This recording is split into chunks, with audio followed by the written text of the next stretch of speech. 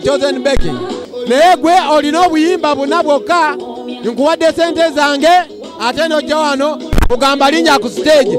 Gwe mumpi togenze ku stage oli tebakulaba oli awo oze mu kifo kyange. Respect me. Naye oli n'avaayo n'agamba kaliika manager a guy like can feed nkasolo ka feeding obulamu bwako bwonna nekogera ekigambo nga tekikwatagana. It's not good. I'm not happy with her.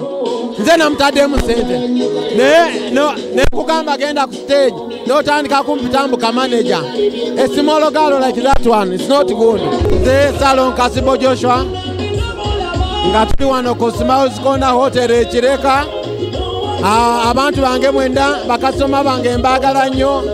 Mwebale nnyo kuwagira Smiles Corner Hotel. Timu yange sauna family mbagala nnyo. Shoyo olwaleero nyogerako bwenti. Nsaba abayimbi bano abato abakayingira mu industry nga kati oyo nga chosen Becky balina okumanya abagagga baabwe babaani. Ffe tubawa sente ne bajja ne baperforminga. Wemba ndina kyenkugambe respect me. Banze nkuwadde sente. Tulina abasajja ab'amaanyi abaaliwo abayimbi okuva edda nga wolaba Frigo Bandi, nga wolaba Bamisa Semakula, nga bolaba Abaharuna Mubiru, abantu babebe kulu baani abo.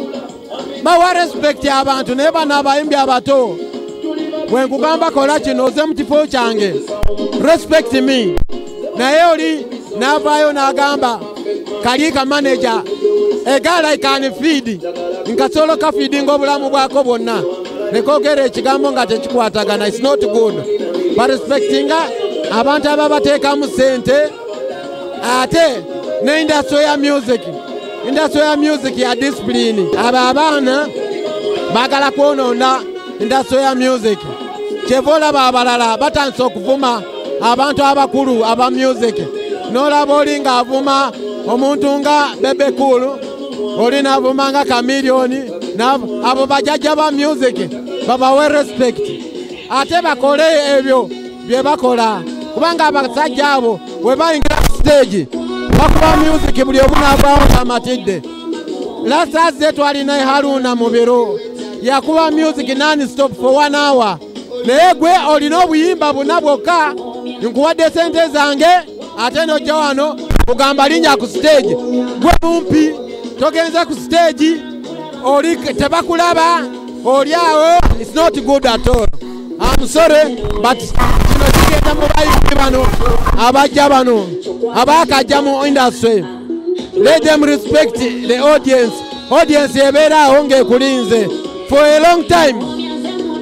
Beba kuteekamu sente audience gy'olaba oba togisatisfy nze then they will abandon you. For example no abadde wano chosen Becky. I'm not happy with her. Nze namutaddemu sente ne kugamba genda ku stage n'otandika kumpitambuka manager. A small girl like that one, it's not good.